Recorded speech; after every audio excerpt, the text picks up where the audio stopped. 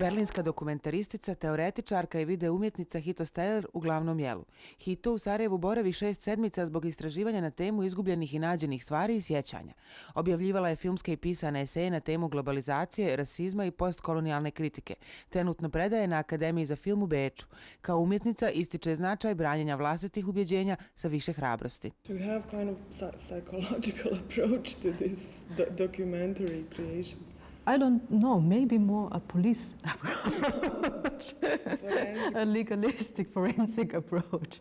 No, I mean, I'm toying around with all these, how could you say, with all these protocols that a document usually needs. For example, I mean, it's a very usual process, and I also read that in Bosnia it was very usual after the war. If somebody lost the document during the war, he or she needed 2 witnesses to confirm his or her identity. So you always need 2 witnesses to confirm or to produce a document.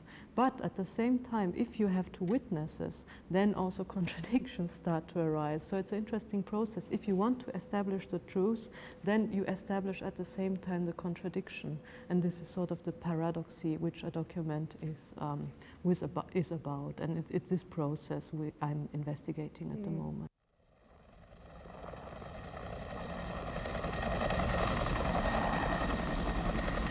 My best friend when I was 17 was a girl called Andrea Wolf. In 1998, she was shot as a Kurdish terrorist.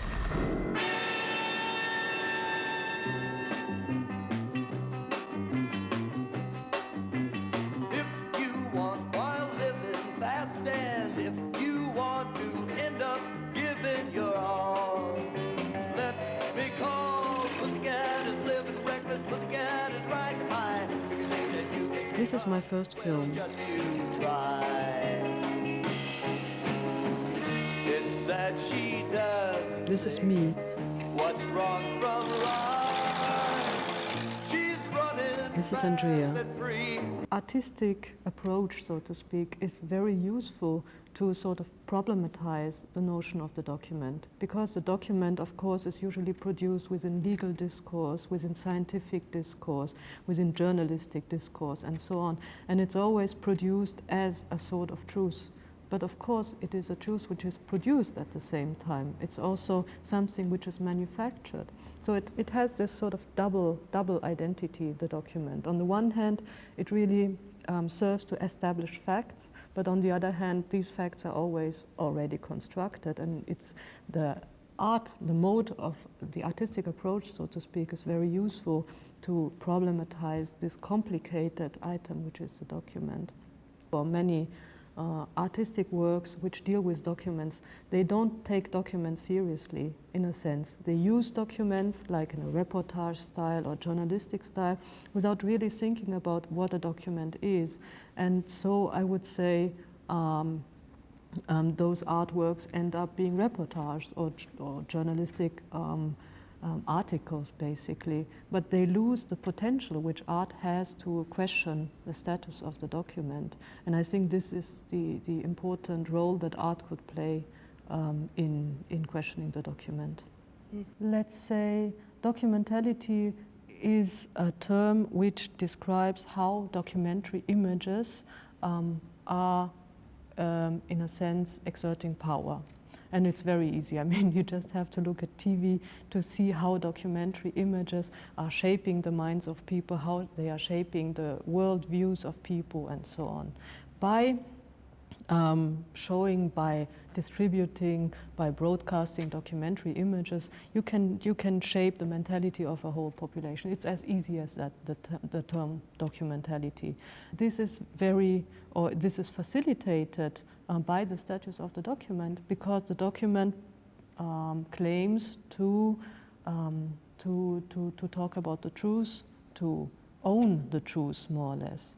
So these images have the status of true images, and thus it's very easy for those images to really also realize themselves, to become true after a while.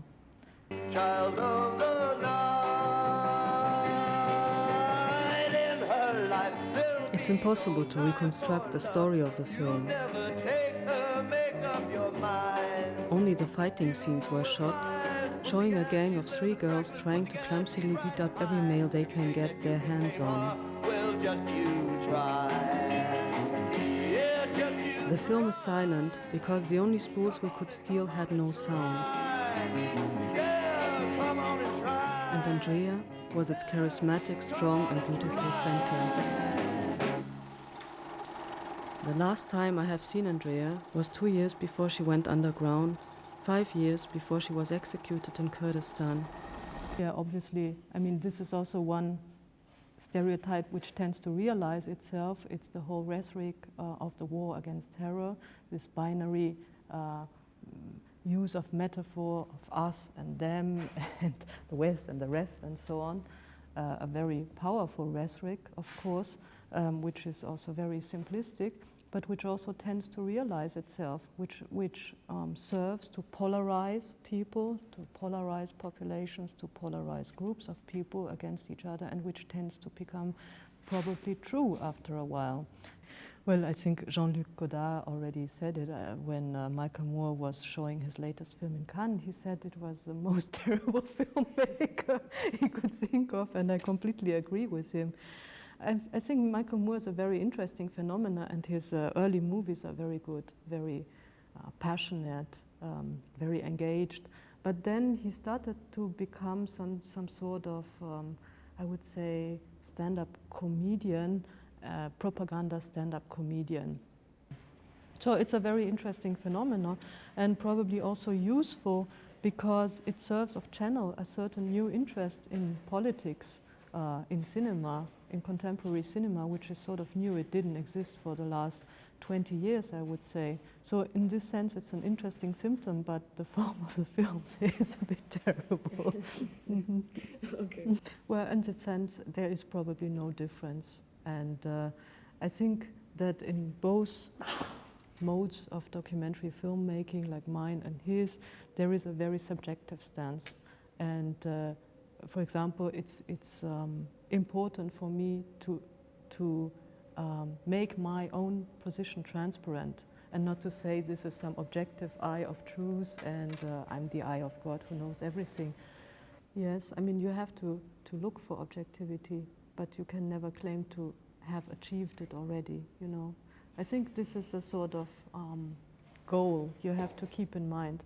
It is usually, documentary is about talking about facts, discovering facts, establishing facts, but nobody really possesses the whole truth. That's also a fact. And documentary filmmakers always work within this ambivalence, I would say.